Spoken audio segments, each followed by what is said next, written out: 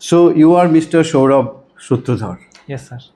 Saurabh, you stood second Yes, sir. in the constable post. তুমি দ্বিতীয় হয়েছো। হ্যাঁ স্যার। কতগুলো পোস্ট ছিল? স্যার 1000 পোস্ট ছিল ওকে। টোটাল।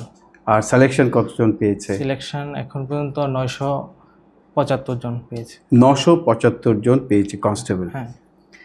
975 জন ছাত্রছাত্রীদের মধ্যে তুমি দ্বিতীয় হয়েছো। হ্যাঁ স্যার। ঠিক? Do you feel proud for this? Yes sir, I feel গর্ববোধ হয় তোমার? হ্যাঁ স্যার, একদম। ওকে। সৌরভ, ফার্স্ট 10-এ থাকা ইটস ভেরি চ্যালেঞ্জিং।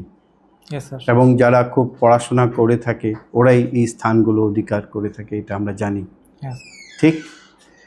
তাহলে তুমি যে দ্বিতীয় হয়েছো, এতগুলো পোস্টের মধ্যে তুমি দ্বিতীয় হয়েছো, what is the secret? Okay, by the way, school of science কবে জয়েন করেছিলে? Sir 10th April 2023। 10th April 2023 you join school of science. কিসের জন্য জয়েন করেছিলে? স্যার টিপিএসসি কম্বাইন্ডের জন্য। টিপিএসসি কম্বাইন্ডের জন্য। ওকে, তো টিপিএসসি কম্বাইন্ড কি দিয়েছিলে? স্যার এর মধ্যে একটা ফর্ম ফিল আপ করেছি। ওকে। যেটা ইলেকশন ইন্সপেক্টর। আজকে যে পরীক্ষাটা হয়েছে? হ্যাঁ, এটাই স্যার।